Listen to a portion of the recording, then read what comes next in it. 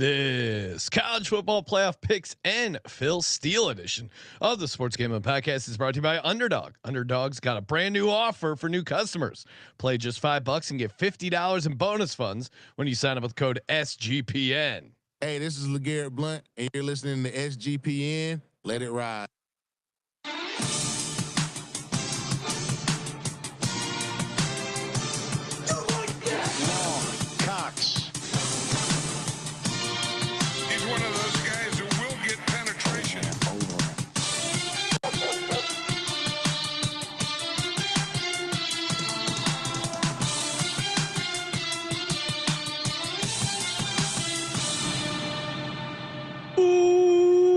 Welcome everyone to the Sports Gambling Podcast. I'm Sean, second the money green, with my partner in picks, Ryan, Real Money Kramer.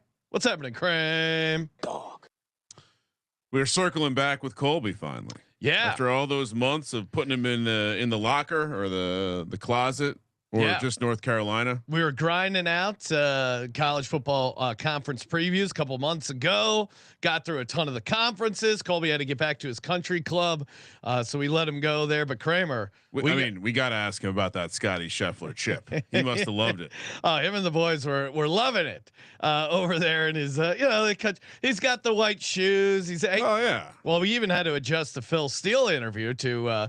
Colby was getting new shafts on his clubs. Really? Yeah. So he was working his shaft or getting new shafts? He was getting a new shaft, so he had to get that knocked out. We got an awesome episode. We're going to give out our final college football playoff predictions. Then we're going to be joined by the great Phil Steele. Great interview as always. And you can tell Phil is a true DJ. Oh. You know I'm a degenerate. But and then we got week 0 coming up right around the corner. We're going to be hanging out with Colby in person. Him, Mac, CJ, Steffi, producer Ryan, all coming out to the Circa for Ultimate Contest Weekend. Come out, say hi. Thursday through Saturday we'll be there. The VSiN show. There's just so much action, and we got week 0 picks episode later on in this week. And we just released the link for the college football, the NFL phrase that pays. We're giving away $1,000 Circa future. You listen to the 32 NFL team previews. You submit the phrase in order. There's one word per episode. Go to sportsgamblingpodcast.com/phrase to submit your entry. sportsgamblingpodcast.com/phrase. Joining us on the line from the college football experience, Colby Dant, aka Pig Dundee. What's happening, Colby? Colby's hiding real quick. And there's Colby. How you doing? What's happening, Colby? Just drinking a Labatt Blue up here with my CFL gambling podcast picks. It's actually American made these days. We got Budweiser being made in Europe, a Labatt Blue being made in America. This is taboo. All right, I don't know what's happening out here. We got Big 12 conference games in Ireland. What the hell is happening on planet Earth? That was won't tip the hand, but Colby has a lot of opinions. Well, I agree. Conference games should not be overseas, but the Ireland game is a fun way to kick off the season. But I'm with you. We'll get to our week 0 picks later on in the week. We got a lot to get to. We haven't given out our official Heisman winners, conference winners, doing the playoff bracket. It's just football is upon us. Kramer, let's start. What do we want to just fire off the conference winners, then our playoff bracket, then the walk through the bracket, then Heisman? I was going to say before we start, do we want to just quit anything? Ask Colby if anything's drastically changed. Oh, there's been Benedictine left and right. I don't need an itemized list of everything he's changed on, but is there a team maybe that he's drastically changed his opinion on since we spoke back in June? Well, the one that crossed my radar, and shout out to everyone, the bounty still is available for Benedictine. Oh boy. The hoodie, Chapel Bill. When we recorded our conference preview, Colby, you were not a believer, and now it seems like you are. That one you definitely changed your mind.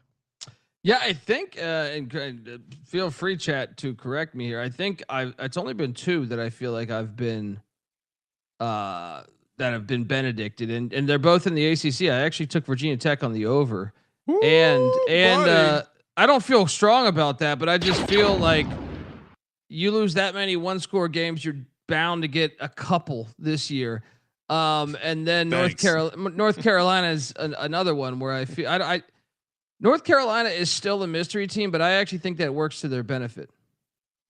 Yeah, I'm sticking with the under 6.5 on Virginia Tech because Coach Pry, I understand the advanced analytics, but also Coach Pry is a guy who just knows how to lose close games. Is my takeaway. Correct? That could be. I mean, my checks are not. They're not getting there. Oh, and that showed up on Whit Babcock's. But that showed up on his. How do they got no money, Ryan, for college football? They don't care about ball in Virginia Tech.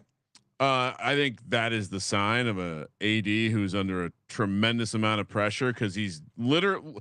What has Whit Babcock accomplished as the athletic director of Virginia Tech? Colby, as a college football and college basketball savant, what has he accomplished other than talking about accomplishing things? Well, he's ruined the basketball home games. They don't really show up anymore. They've become. That's fair. It's become an easy place to win because the crowd's not lit. And in football, the fans are still dedicated, but the product's been pretty terrible on the field.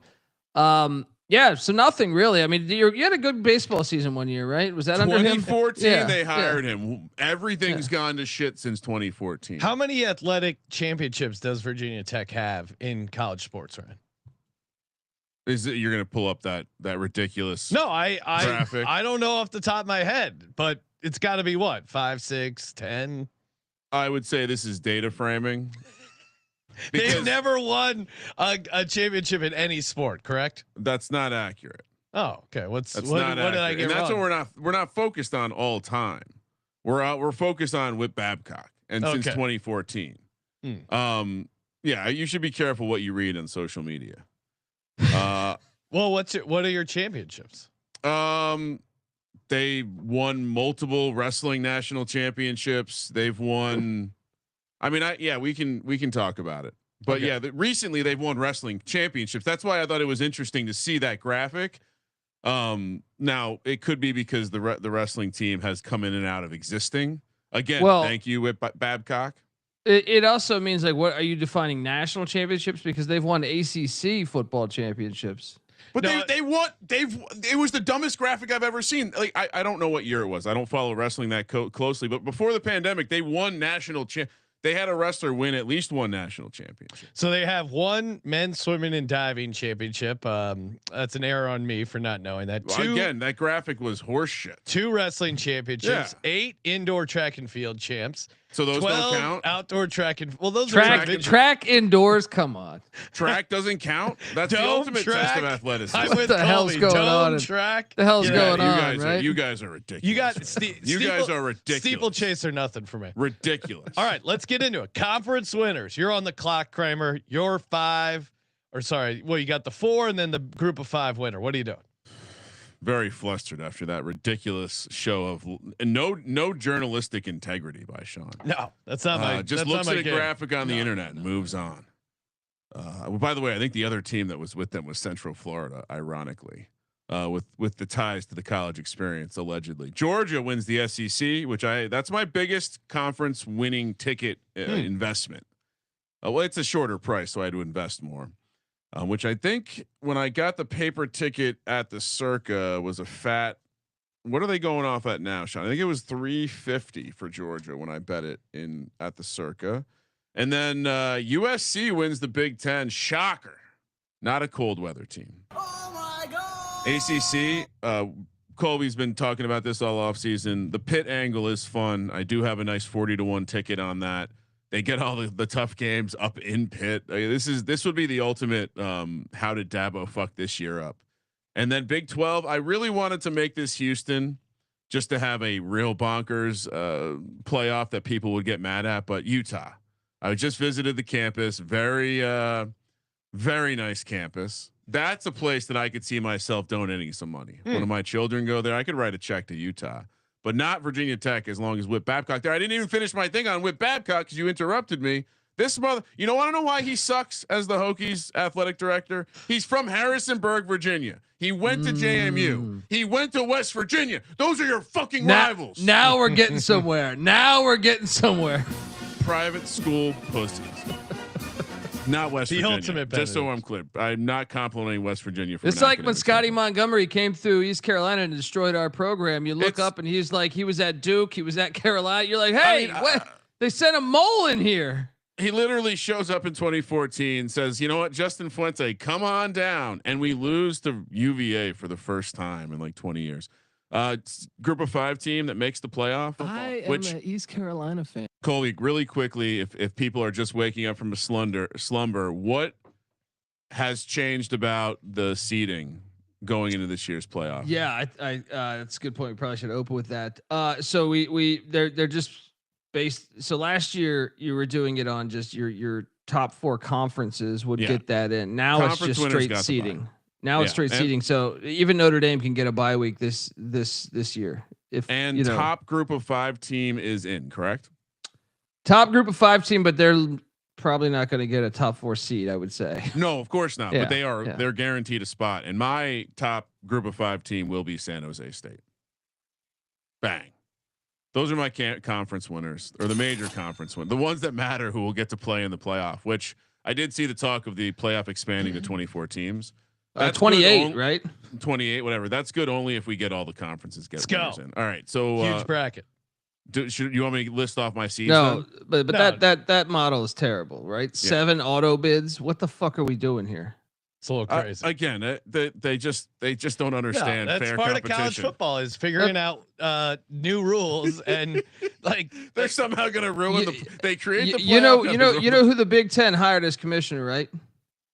Whip Tony Babcock? Petiti, pretty much. Tony Petiti, who came over from his splendid work with the MLB network. Yeah. All right, for me, I got LSU winning the SEC. We Penn Tigers. State wins the Big Ten. Georgia Tech winning the ACC. I do have a ticket on North Carolina as a long shot there, but I like Georgia Tech. Big 12, give me Kansas.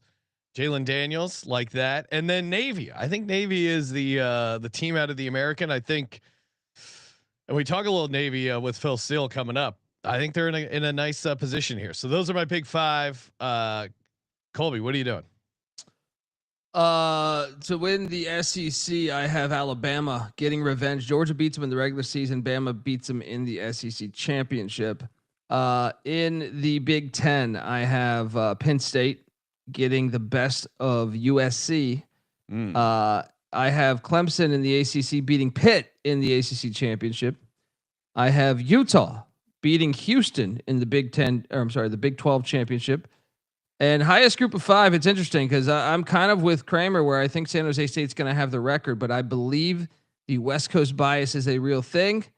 And I believe that UTSA will have the same record and they'll put them in just because they're in the American and more people have watched them. So I will take UTSA to get to the college football playoffs. I do like San Jose State to win the Mountain West. I'm with you, but I don't know if they have the best group of 5 there. Kramer, what do you got?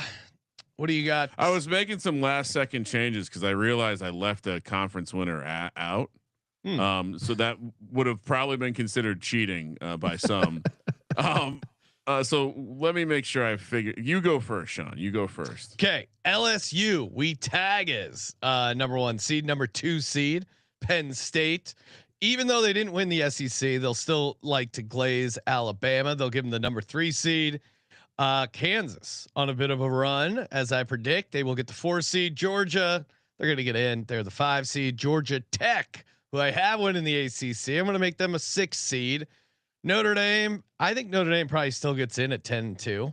But I'm going to have them as the 7 seed. Ohio State, 8 seed. Iowa, another Big 10 team getting in there as the 9 seed. Navy, the number 10 seed. UNC as a second ACC team, and I will toss San Jose State in as a conference winner, sneaking in there as the 12 seed. Colby, what are your 12 playoff teams? So obviously I give away Alabama, Penn State, Clemson. The seeding would be like this: Alabama 1, Penn State 2, Georgia 3, because the SEC has been lobbying for this shit all off season.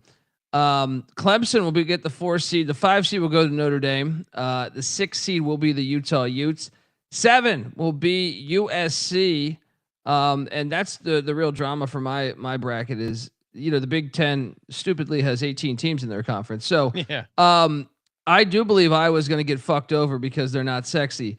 So, I got USC. I don't even know the Big Ten's tiebreaker scenario. Each conference different, so it might be like points against, something ridiculous.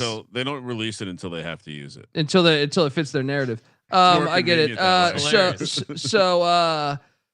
I have USC there at the 7th seed, Texas A&M at the 8th seed, Ohio State at the 9th seed, LSU at the 10 seed, Texas. Because this is the drama here is Texas will be battling with Iowa and a few other schools to get that 11th seed, and they'll put Texas in because they draw a huge TV number.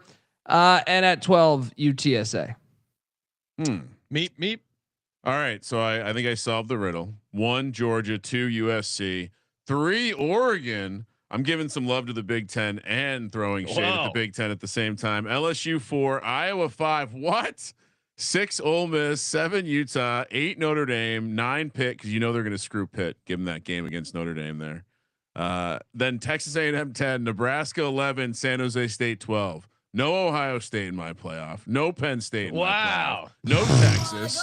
No Oklahoma. I thought mine was the people's playoff. I have the people. Colby doing the big major media thing, trying to queue up the best. I understand how the sport works at times. I'm really a bold take this year. All right, so we want to walk through. Yeah, I can go first now that I've straightened things out. You're gonna go through your bracket, or what are you doing? Yeah, Iowa takes down San Jose State. Notre Dame takes down Pitt. Nebraska upsets Ole Miss, and Utah takes down Texas A&M. USC beats Utah in an old Big 12 rivalry. Pac-12 rivalry. Let's see. Oregon takes down Nebraska. Georgia over Notre Dame. LSU over Iowa. We have an SEC on SEC and a Pac-12 on Pac-12 matchup in the quarterfinals.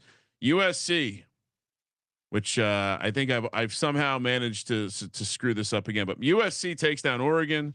Georgia takes down LSU. USC takes down Georgia for the national championship. Wow. Oh my God. That's USC winning it all, which I have a paper ticket on. Okay. All right. Let's see. Ready to fire. We'll have, okay. All right. First up, Oklahoma State, Georgia. I got Georgia moving on. Iowa, Ohio State. That would actually be a pretty fun game. Ohio State's going to win that. UNC, Georgia Tech. UNC shocks the world with a playoff victory. Navy, Notre Dame. Now this would just be a great game. I think no way. I think Navy wins. Navy moves on.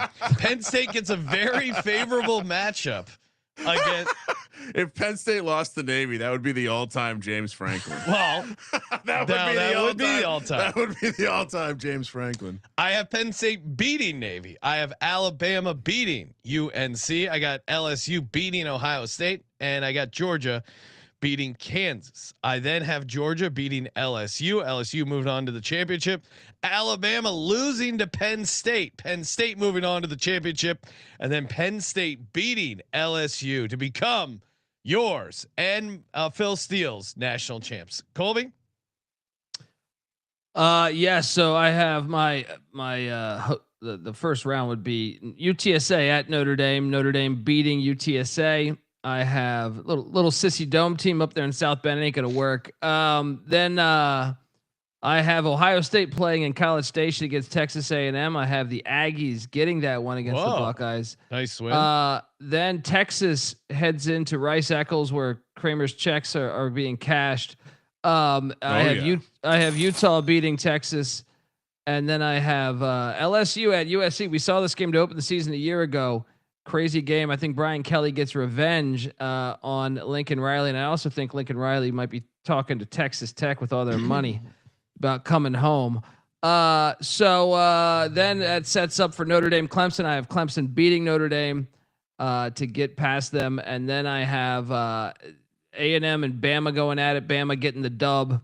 Marcel Reed's lack of experience probably the X factor there, and then Utah Georgia. I actually have Utah beating Georgia in a game there. So Devin wow. Dampier and company. Yes. And then I have Penn State beating LSU. Let's go. As Penn State gets it done. And then Penn State beats Utah to get to the national championship game. And then I have Alabama beating Clemson, and I have Alabama beating Penn State in the national championship. Come on. Oh, Alabama. All this work just to one more time for Alabama. Now, is this a shot at Nick Saban that anyone can kind of come in and win this win with this Alabama team? I mean, in my lifetime, it was Gene Stallings won an Addy. I mean, at Alabama, it's kind of a place where everybody wins national championships. All right, Heisman. Kramer, why don't you fire on some of your Heisman plays? All right, so obviously going to play the super homer, Kyron Drones. What was he? He was 400-1 last year, right? No, it was like 100-1 Oh, and we thought that was a great price. So we thought that was. No, you thought we thought that was a great price. So I mean, you could imagine my astonishment when I saw a plus 40,000. Also, Jalen Daniels. I have a paper ticket for 100-1. The Circa has moved the number the other way. Can now get 300-1. I'll be re-upping for sign up weekend, and then early in the process, we threw out Dylan Raiola at 70-1. So I have a paper tick on that. And then I'm going to pair the national championship UFC ticket with a Jaden. So I've heard this pronounced two different ways now, Colby. How many syllables is in his last name? Mayava is Mayava. I've also heard like a crazy Mavia, island. Yeah, no, yeah. I've heard it too. I mean, I don't think anybody really knows, right? Okay. But Mavia, I think, is the correct term. Okay, if I had to bet, yeah. 65-1 for him. So that's just a little double dip. It wouldn't be the first time that Lincoln Riley produced the Heisman winner. All right, for me, I like Georgia Tech. I think they could win the ACC. Why not a little Haynes King love at 150-1? I will also Jalen Daniels has got to pay off for us one of these years. This might be the year. 300-1. I know some sharps in the industry have a ticket at 100-1. I'd much rather the 300-1. I will be getting the paper ticket over at Circa there contest weekend. Come hang out with us. And if I'm gonna have UNC, I already have a UNC ticket. Why not pair it with a Gio Lopez? Someone Colby's been talking up here for a while. So I got Gio Lopez 300-1, Jalen Daniels 300-1, and Haynes King 150-1. So just a couple dart throws here. Colby, what do you do? Real quick, Colby, Mayava or Mavia? Diego Pavia. No. Mayava. Yeah, I mean, I don't know. Everyone says Mayava. I've also heard Mayava. You know, like Mayava.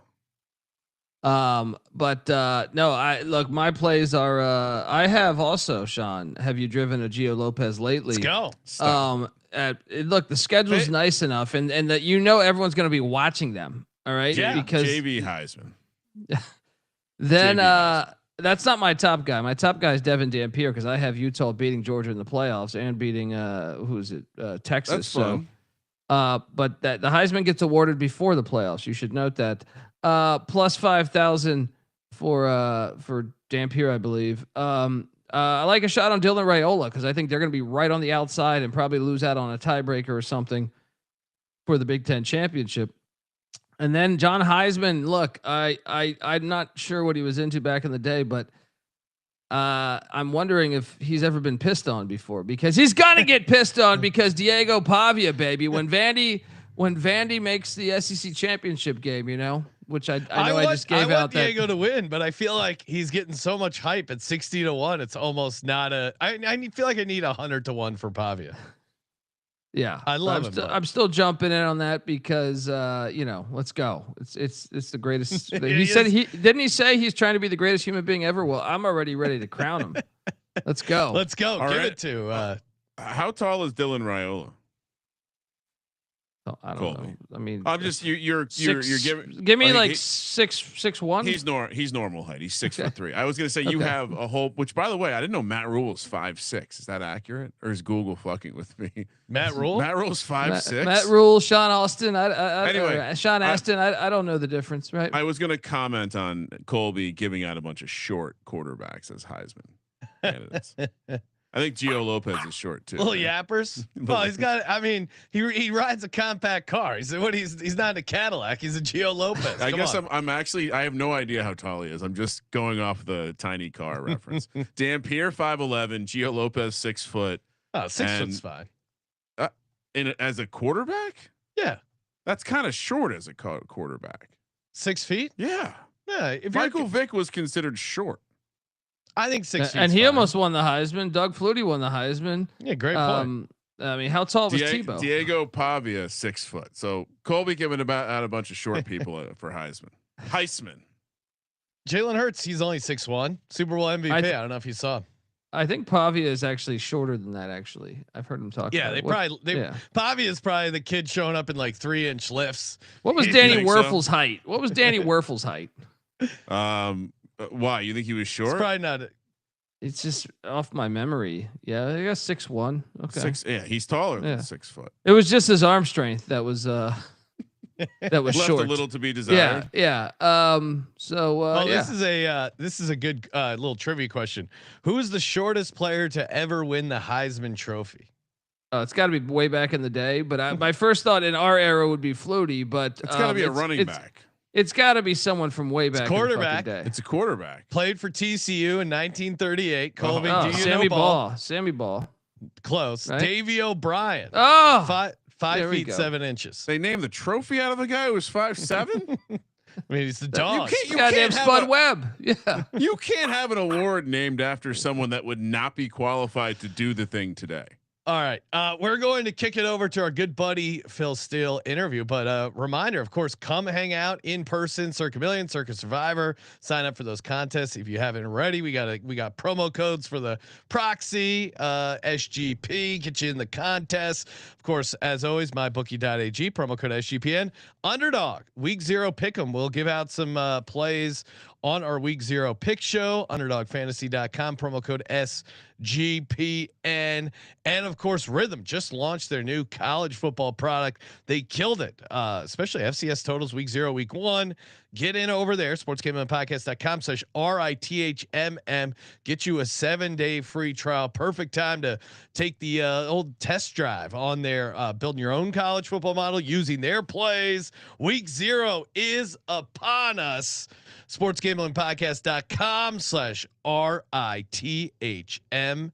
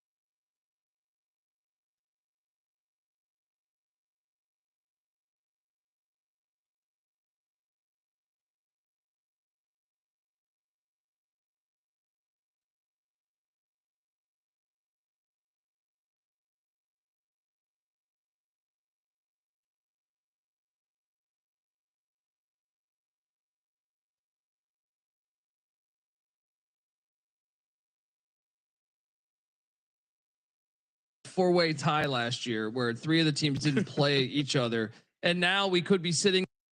Joining us on the line from the Phil Steele college football preview, Phil Steele.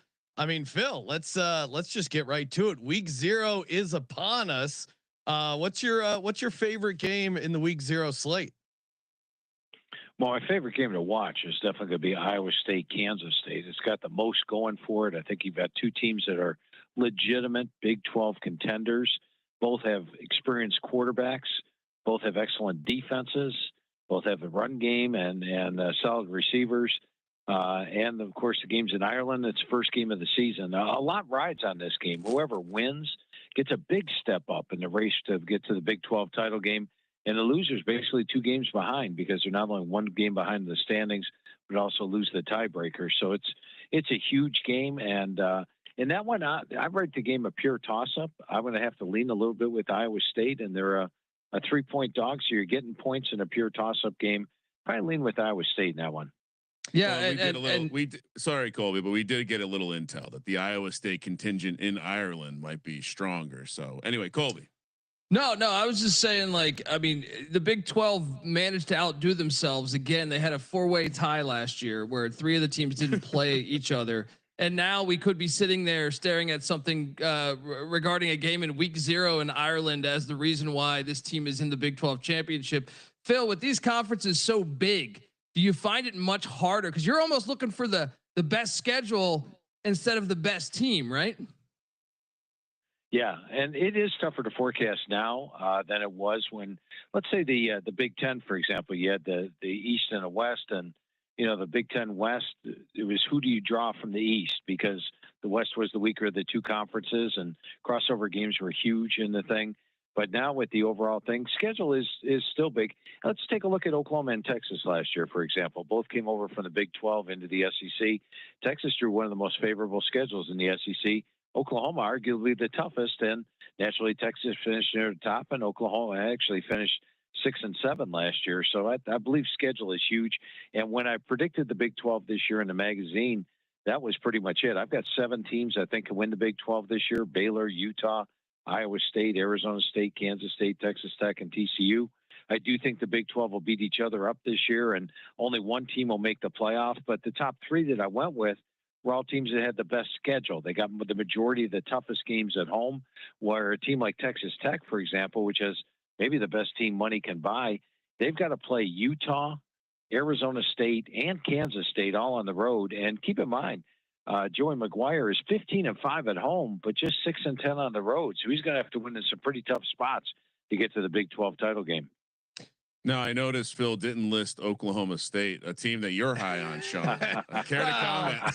Well, when he said there's 7 out of 12 teams, I go, Oklahoma State's got to be one of the 7, right? No, my take is that Gundy's coming off his worst career year, and you're getting him 60-1 to win the conference in what I believe is a complete toss-up conference. I'll roll the dice. I just saw it on your face. You're hoping you would say Oklahoma I was State. hoping I would get a little confirmation bias from Phil Steele, but I get why people are skeptical of Oklahoma State. I just like the back against the wall Gundy last ride. Maybe they got a shot here. As a guy who likes a good gamble, when I always crack open the Phil Steele guide, one of the first things I look at is your roulette chip team. Who is your roulette chip team this year, and walk people through how you kind of narrow it down to your roulette chip team. Yeah, first of all, let me address Oklahoma State. They were one of the toughest teams in the magazine for me to predict this year, just for what you said. I mean, if you look at them position by position, the talent they have, and the amount of players that came in after spring was over, you would say, well, it's a definite rebuilding year for Oklahoma State. But the Mike Gundy wild card to me is huge in the fact that you can't expect him to have another losing season. He did bring in a ton of talented players. It's a completely new team. We'll have to see how they play. And when you look at the schedule this year, while I have them an underdog in 7 games, the biggest underdog is a 7-point dog. So I do think it's a Oklahoma State team that could surprise, but I'm not banking on it this year. Now, the roulette cheap team, I always look at my surprise team list in the magazine, which are non-top 10 teams that I think could actually make the playoff or even contend for the national title. This year, I broke it down into the main guys, the second tier, and then the roulette chip is just, hey, here's a long shot for you. And this year's roulette chip is Iowa. And when I look at Iowa this year, they have a tough schedule. I mean, they get some real rugged home games against both, I believe, Penn State and Oregon this year at home. But Kirk Ferentz always does a great job with this squad. He brings in Mark Gronowski. And keep in mind, the last 3 years, they haven't been able to keep their quarterback healthy. Let's say Mark Gronowski stays healthy all year. They've got the offensive line, and it's probably their best offensive line they had in 5 years. They've got the defense. Last year's defense was not as dominant as usual, but they still have Phil Parker as defensive coordinator. They've got a guy like Aaron Graves at defensive tackle. and a solid secondary. I think they'll still be one of the top defenses. And when you look at the schedule, if they do knock off Penn State and Oregon at home, and Iowa's very tough at home, then the road schedule is manageable. They play USC, they play Nebraska, and if you put Iowa into a playoff mix, as far as a chance to get to the playoffs, Kirk Ferentz, one of the best head coaches out there. He likes to win the close games, so that's why I put a roulette chip on them. Iowa's I mean, social media went nuts when little highlight of Mark throwing the ball on the move, and people are like, "Oh my goodness, Iowa's going to have a team." I got to ask, you use roulette as the analogy. So if Iowa was a number on the roulette table, Phil, what number would you be putting your chip on? Well, it wouldn't really matter because they're all 37-1 in the high rollers room, 38-1 in the regular room. Oh, that's a sign of a true DJ who knows the splits between the high roller and the roulette wheels on the floor. Phil, I also quick sidebar. All these years we didn't know this about you. Some of the casinos on the strip, as a numbers math guy, they're trying to get a third zero out there on the roulette wheel. It's criminal what they're doing. Oh. Yeah, I've walked up to those the 000 tables. You're just like, get the hell out of here. No, that's how you know Phil is sharp when it comes in. Kramer, stay away from the 3 zeros. I'll ask, and Phil does a great job of identifying, whether it's yards per play, turnovers, close wins, close losses. Virginia Tech, Kramer's team. Highlighted 5 close losses, 0 close wins.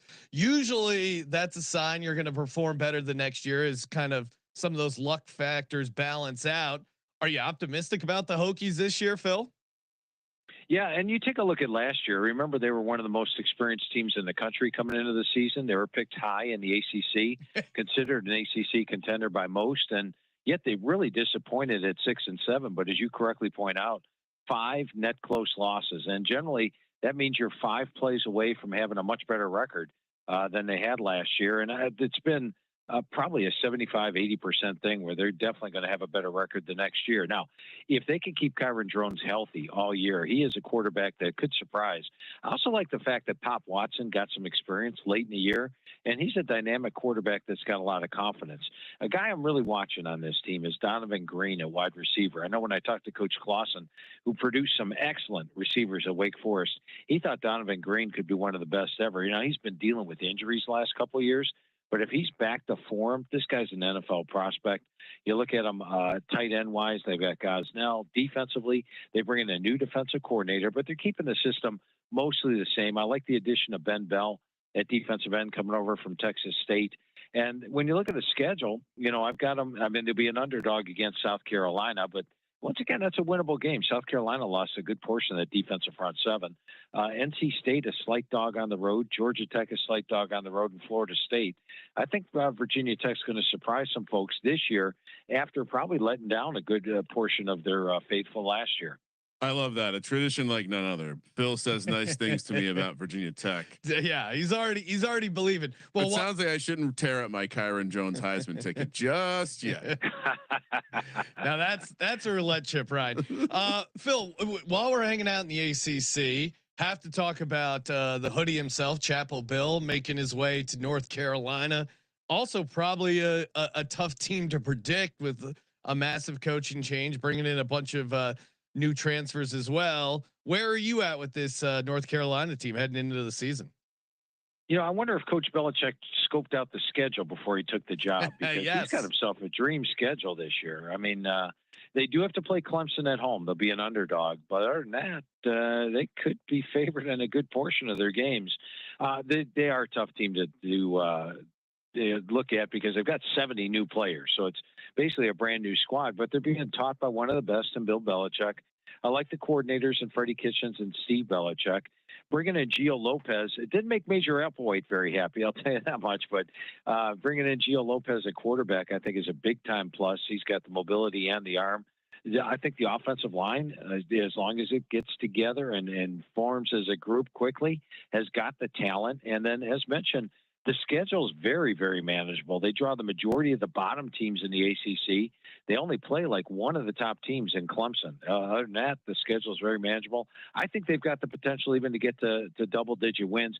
If I was looking at an over/under win total for North Carolina, I'd go with the over 7.5, despite the fact it's practically a brand new team. Just putting a little faith in Belichick, but absolutely loving that schedule. Well, and you kind of hit on this before with the schedules, just a minute ago. But I've been saying this with your Iowa play. I think Iowa can get to the Big Ten championship, and to me, I gave this out, guys, on our TV show. But if you parlay that just to get to the Big Ten championship on DK with a team like Pitt, who I think could be pretty good this year, to get to the ACC championship. $50 will get you 17 grand. Folks, look, just saying right there. Pitt second year, Cole, they bring in Cole Gonzalez, who's familiar with the Cade Bell, son of Kerwin Bell's offense. I'm curious, Phil, what do you think of Pitt and their chances to, you saw it when they had Mark Whipple, they got to the ACC championship. Could they do it this year? Yeah, I think the potential is definitely there for them. First of all, if you look at the front of my magazine, I rank all the units, top units. All 8 of their units rank in my top units in front of the magazine. So they have the talent. Then let's look at last year. They were 7-6. What was the big factor? Well, in the first 7 games, Eli Holstein had 17 touchdowns, just 5 interceptions. Then he got injured.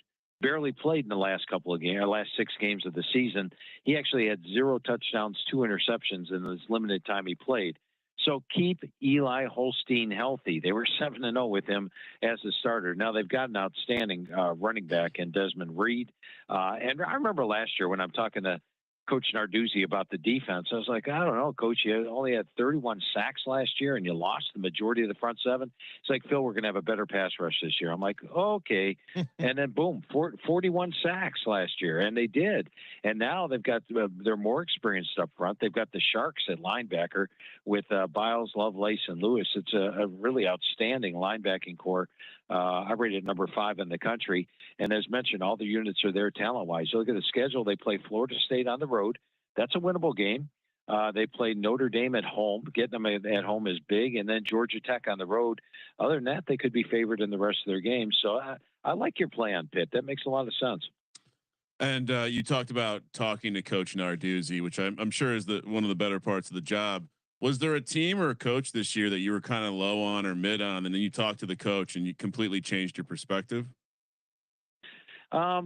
Yeah, I would have to go to Kansas. And it's not that I took Kansas and put them one of the top teams in the Big 12, but last year when I talked to Coach Leipold, and by the way, as a segue, it is actually the favorite part of my job is talking to the head coaches. Oh, but yeah. Going back to this, Kansas, last year when I went over the team with Coach Leipold, senior. And so in the off season, my mind was completely set on the fact that, wow, Kansas blew their opportunity last year. All those close losses early on really hurt them because, as you saw, when Kansas played well down the stretch, they knocked off 3 ranked teams in a row, and Iowa State, undefeated, BYU, and Colorado. In fact, knocked BYU, Colorado, and Iowa State, or BYU and Colorado out of the Big 12 title game and almost knocked Iowa State out of it.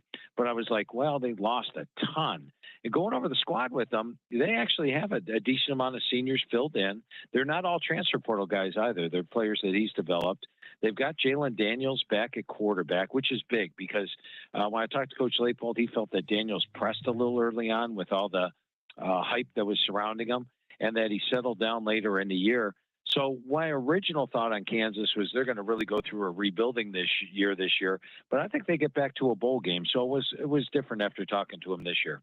I've now managed to get a crowbar in a conversation about the second Heisman ticket I have, and Jalen Daniels, not tearing that one up either. Another thing is that they have their home stadium again. And I feel like last year with Daniels, awesome. Getting back to campus is such a huge element, I think, in college football. That's going to be something to highlight there as well. Is they open up week 0 there with Fresno State. But I'm curious though. SEC. I'm very high on Alabama. I think getting Ryan Grubb back as the offensive coordinator, and I know they named Ty Simpson the starting quarterback over Austin Mack. Phil, where are you at with the Tide for a rebound year? Because a lot of Alabama fans, you know, they were ready to push DeBoer out of town, and I'm like, wait a second, the guy can coach. He still won 9 games. Yeah, pound that over under at 9.5. Just pound it. When I look at Alabama this year, keep in mind last year you had Nick Saban's guys and you had Kalen DeBoer's guys. I don't think everybody's completely bought in last year. I don't know if they were a complete team. We saw them fall apart on the road a couple of times. This year, the transfer portal opened, and unlike last year when a ton of players hit it, nobody really left this year in the transfer portal. That tells me that the team is bought in and they're together. Now, let's look at the talent. Every single unit ranks in my top 10 in the front of the magazine. I'm talking running backs, receivers, offensive line, defensive line, linebackers, DBs, loaded with NFL talent. You hit on it. Kalen DeBoer, his second year at Washington, took a less talented team all the way to the national championship game. He's 15-3 against top 25 teams in his career. Now, Ty Simpson was my number 3 rated quarterback out of high school. So he was one of the top QBs. He's been here and learned the system last year. Bringing in Ryan Grubb, I think, is going to be great because Grubb did wonders with Michael Penix. I mean, if you look at what Michael Penix did at Indiana the year prior to Ryan Grubb taking over, it was a miracle what happened when he was there at Washington with them. And then you factor in the schedule. I only have an underdog in one game. It's only a 4-point dog at Georgia. Got them favored in all the rest of their games. This is a completely bought-in team that I think has a great shot at not only getting over that 9.5 win total. I've got them at 11, but winning the SEC potentially, and I believe they're a true national title contender. Well, while we got you in the SEC, the team everyone's talking about, Vanderbilt. Colby got us on to Vanderbilt last year with Diego Pavia. Magical run with some huge upsets. They got to 6-6, which was obviously a nice run for their program. Can the magic continue for the Commodores and Diego Pavia this year? What's the potential ceiling for Vanderbilt? You know, talking to Coach Lee, you know, he thinks the potential is playing for the SEC championship game. Let's go. They're a confident bunch. I'll tell you that much.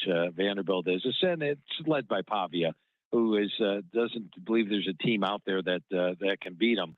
I think the over/under win total is only 4.5 on them this year, isn't it? Yeah. Yeah. I would definitely take the over on that one. I think when you look at Vandy, experience-wise, they go from number 59 on my experience chart all the way up to number 1. Pavia at the end of last year was banged up, not 100%. That's why they lost 4 of their last 5 games prior to the bowl win. I think if they can keep Pavia healthy, and let's use them less like against the Charleston Southern and use them when you need them, they're going to have a better run game. Cedric Alexander, I think, is ready to have a good year. They've got Eli Stowers, one of the best tight ends in the country. And defensively, there's talent on this group. This is not your typical Vanderbilt squad. I've got them favored against Charleston Southern, Georgia State, Utah State, even Missouri at home and Kentucky at home. A slight underdog in a couple other games. I think they pull an upset or two. So I believe that they'll get back to a bowl game this year. I like the fact that they're the most experienced team in the country. That's what I like to hear. And Phil, you know, long time, big time fan of your magazine since the 90s, really. And can we get a page in there to because Diego Pavia is a former state wrestling champ. Can we get a page on quarterbacks that are former wrestling champs? Because this guy's just a dog. Yeah. First of all, I love wrestlers overall. Anytime I'm talking to a coach and we're talking whether it's offensive line, defensive line, linebacker, and somebody mentions wrestler, you're like, oh, that's a big time plus. But quarterback, you're right. That page would probably be Diego Pavia, and then a lot of blank space.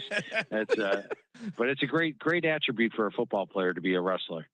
Phil, I'm a Penn State guy. Last year, got to the Final Four. Obviously, in the Penn State fan base, there's a love-hate relationship where most of the fan base loves to hate him for not being able to win the big game, not be able to beat Ohio State. But the new playoff format, he doesn't necessarily need to beat Ohio State. They're returning a ton of guys. Drew Aller is set up for a good year. Is this the year for Penn State, Phil? Yeah, first year in the 31 years of the magazine, I've picked Penn State to win it all. And the reason for that is numerous. First of all, you start with the offense, and you got Drew Aller back at quarterback. Most of the top teams have an inexperienced quarterback. Drew Aller is not inexperienced. And he had a really good year last year. In 23, 25 touchdowns, just 2 interceptions last year. 24 touchdowns and 8 interceptions, but I think he'll have a better year this year with an improved receiving core. Now, Penn State, I did a blog on philsteele.com with homegrown teams, which basically say if you look at teams that bring in freshmen, they're not heavy in the transfer portal. They don't have 30 new players every year. That was Ohio State last year. They had 7 guys from the transfer portal. Michigan had a few guys from the transfer portal, but they're basically a homegrown team. That's what you have with Penn State. Most of these seniors were recruited there as freshmen. They have a real good team bond and team cohesiveness. So anyway, you look at receiver, that is the one area they did hit the portal. They bring in Kyron Hudson from USC, Trevor Pena from Syracuse, Devontae Ross from Troy. Now they've got an upgraded wide receiver position. They've got my number 1 offensive line in the country, number 1 running backs in the country, a veteran quarterback in Drew Aller, and then defensively loaded with NFL guys. And the thing that you look at with Ohio State, Michigan the previous 2 years winning the national title was they had a lot of guys turn down the NFL. Ohio State had the thing where the players turned down the NFL. They wanted their pair of gold pants for beating Michigan. Now, they didn't get the gold pants, but they did get a national title out of the deal. Penn State only lost 5 guys in the NFL. They could have lost 12 or 13. They could have lost higher first and second round draft picks, but guys like Dennis Sutton and Zane Durant both opted to return this year. A.J. Harris at corner, Wheatley at free safety. A lot of NFL talent on that defense. So one of the best defenses, a top-notch offense. They got their feet wet, getting a couple of playoff wins last year, and nearly beating Notre Dame and getting to the national title game last year. I believe this is the Penn State team that goes all the way. I'm taking Penn State to win it all. Love it. Oh, you put that on the tee. Well, very nicely for Phil. That was beautiful. Also, it did. They are without Abdul Carter, best player. That in is the true. NFL draft. That is obviously a huge loss. Also got me. Kramer, we need to start giving out gold pants around here. Yeah. At SGPN. When Colby gets a bunch of downloads, pair of gold pants coming your way. Exactly. Phil, we always have a dream of a service academy making the college football playoff. Navy and both Army, I think, have a chance at least this year. Do we see a service academy maybe make the college football playoff? Well, winning the American Conference gets you there, and I think Navy's got a better chance than Army for this reason. If you watched Army last year, Bryson Daly was the team. He was like Diego Pavia for Vanderbilt. Yeah. He was a running back, or he's a fullback playing quarterback, and just led that team, just took them on their shoulders and led them to the wins. I think losing him, it's going to be tough to replace that at quarterback. But Navy has their quarterback back in Blake Horvath, and they are actually one of the most experienced teams I've seen out of a Navy squad. Generally, service academies are lightly experienced. They play a lot of seniors, and those seniors graduate. Well, they are number 16 on my experience chart. That's the highest I remember them being. And if you look at the schedule this year, they do have to play Notre Dame on the road, but that will not affect their playoff chances whatsoever. I think winning the American Conference gives them that opportunity. They'd have to beat North Texas on the road, and to me, the big game for them would be beating Memphis on the road. Now, the thing about Memphis, last year they were the trendy pick to be the playoff team from the group of 5. But last year I didn't like Memphis because they had a lot of tough road games, and they don't play as well on the road. Where Silverfield's just 10-13 as opposed to at home where he's 28-6. This year, all their tough games are at home. Navy has to go to Memphis. Tulane has to go to Memphis. UCF has to go to Memphis. Whereas last year they were playing those teams on the road. It's part of the reason I picked Memphis to win the American Conference. I think Memphis has a better chance than Navy, but if any service academy team was going to do it this year, it would be Navy, and I think they'd have to win the American and win every game with the exception of that Notre Dame. Yeah, and sticking in the American, I mean, Memphis does have to play, Phil, at my East Carolina Pirates, and that's been a house of horrors. That's been a house of horrors for Memphis. And so I want to ask you 2 questions here. ECU, first full year, Blake Harrell as the head coach. Also, I mean, everywhere I turn on and they're talking about this week 1 matchup at NC State where we're 12-point dogs. In my lifetime, Phil, we have stormed Carter Finley Stadium. The ECU fans have stormed 3 times outright. I'm going to be there. My face may be painted purple, but I think we're live on that money line. We just beat them in a bowl game in Annapolis. What are our chances in that game? And what do you think of my Pirates this year? Well, I do have him a 10-point dog against NC State for the fact that NC State's playing with revenge for the bowl loss last year, and the fact that East Carolina only has 6 returning starters basically coming back. But I do like the fact that this is a true rivalry game, and East Carolina feels like the little brother in that. And we saw what that did for Michigan State all those years under D'Antonio against Michigan, the little brother complex. Now, they do have 53 new players this year. 23 are true frosh, 30 are transfers. 40% of the team is made up of first or second year players. So it's a younger squad. But I like the fact that Kaiten Hauser's back at quarterback. And, you know, last year I had on my number 1 most improved team in the country. And I got to be honest with you, after that Army game, I was sweating bullets that they were going to have a much improved record. But then they switched over to Blake Harrell. Boom, they all of a sudden won 5 of their last 6 games and finished 8-5. So I look pretty good. They went +6 in the win column. They're very thankful for the finish last year. It's going to be tough to match last year's 8 wins, I think, with this year's squad. They're a little less experienced, but it should be a good year for East Carolina. And I'm looking forward to that matchup. That's a true rivalry game that not a lot of folks know about. Sounds like Phil's optimistic about our teams and not Colby's team. We'll take that as a dub. I understand that our win total is probably projected lower because Virginia Tech canceled a series with us. No. See, we got rivalries right here, Phil. You mentioned the most improved teams list. Another one of the great features you can get in the Phil Steele college football preview. Make sure you get your copy today. One of the most improved teams, Oklahoma. I feel like just from listening, watching a bunch of other college football content, Oklahoma is a team that keeps popping up. Moneyline Mateer. Moneyline Mateer. How do you see the Sooners shaking out this year? Yeah, I got them as my number 1 surprise team in the country this year, which is a non-top 10 team. I think will make the playoff. And, you know, last year there was nothing wrong with their defense. They held opponents to 87 yards per game below their season average, which was number 6 in the country. And that was despite playing one of the toughest schedules in all of football. They basically took on all the big boys in the SEC. The defense, 8 starters back. Venables calling the plays. One of the top defenses out there. Now, the problem last year was offense. You know, they had 0 returning starters on the offensive line. This year, they have a veteran offensive line. Bill Bedenbaugh, one of the best offensive line coaches out there. They should be much improved there. There's more depth, better bodies. They look real good. And then you look at the receiving position. You know, at Clemson 2 years ago, Cade Klubnik was an average quarterback, 19 touchdowns, 9 interceptions. Why was that? Well, his top 3 receivers were out prior to the season. So it was a banged up, depleted receiving core. The next year he got those injured players back, and they had a couple of true freshman additions. All of a sudden he's got 36 touchdowns, 6 interceptions. I think you're going to see the same thing out of Oklahoma's receiving core this year. Last year they were a clear weakness. They were down their top 5 receivers in some games. Well, this year they get those injured players back, like a Deion Burks, who's an NFL prospect. Plus they add into the mix a lot of transfers, other players. I think they go from a weakness to a strength of receiver, weakness to a strength at offensive line, and then a running back. They return their top guy in Jonathan Barnes, but they also add in Jaden Ott, who I thought was the best running back in the Pac-12 2 years ago. And the Pac-12 was a really good conference in their final year. Now, he was banged up last year, not 100%. He is 100% this year. And then, as you touched on, they bring in some guy, John Mateer, quarterback, that did really good at Washington State.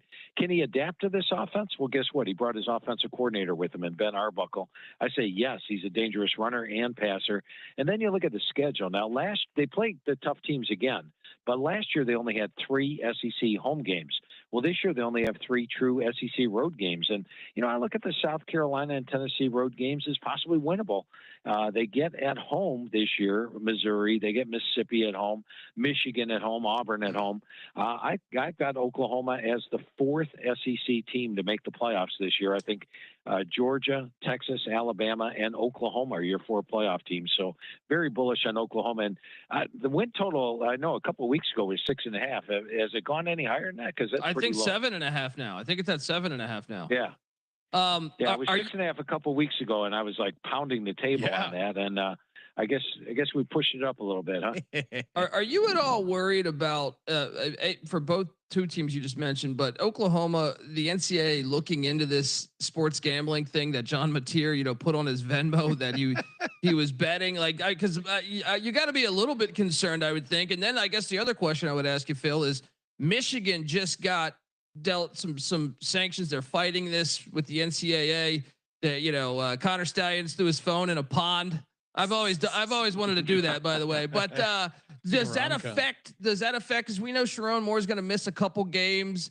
And just all the sanctions that they threw at them. Does that affect your belief on these teams this year? And obviously the Mateer situation there at Oklahoma. Yeah, Oklahoma it would if something happened, but I'm going to believe the fact that they're going to be able to prove that was just a joke, I would think. So I'm thinking Mateer's there. I'm pretty bullish on that. With Michigan, the off-field stuff means absolutely nothing to this year's squad. I'm sure Sharon Moore's got them focused on just the action on the field. None of those players were involved. The sanctions, there's no bowl problems or anything like that. Everything is off the field. So not the least bit concerned about that. What I am concerned when it comes to Michigan is who the heck they play on the road in the first 6 games. I mean, we just talked about Oklahoma. They got to play them on the road. They have to play Nebraska on the road. I think Nebraska is a potential playoff contender in the Big Ten this year. They play USC on the road. Keep in mind, at one point last year, USC was, I believe, 6-5.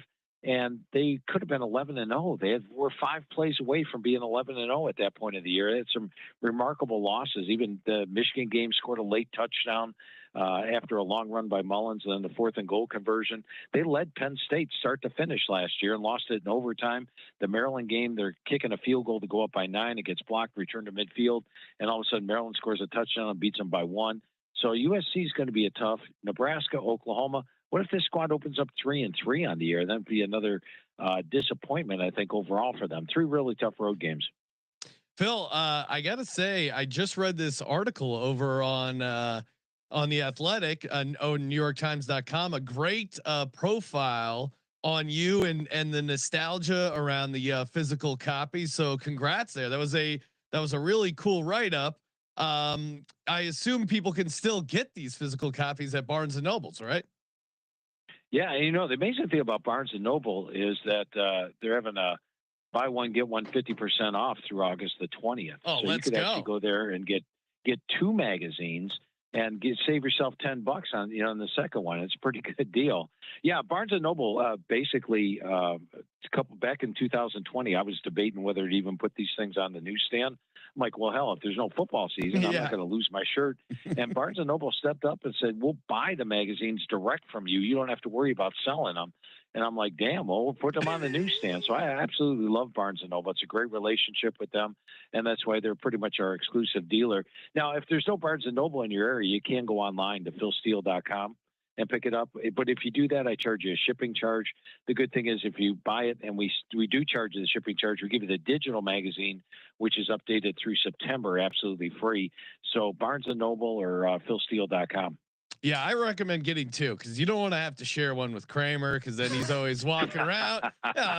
You need one for you, one for your buddy. Well, when I'm getting my balls busted at home about not reading enough, I bring home the Phil Steele mag and I'm like, I'm reading. It's reading time in the house. And plus, mid-year, isn't it all dog-eared and ripped up and everything? And don't you want a fresh one for the second half of the season? That's my strategy with shoes, Phil. So it works with the mag too. And then we got a little library of Congress going here, but it's just your magazines year to year. Yeah, I always love the physical. There's something about the physical copy that takes you back, and it's for me, like vinyl. Yeah, exactly. Like it's something you grew up doing, and I don't know. I feel like I absorb more versus and the computer. Then the philsteele.com is great as well. I like the physical copy. It's what will separate us from the machine, Sean. Exactly. It's the perfect blend, because you get the. Go ahead. Yeah.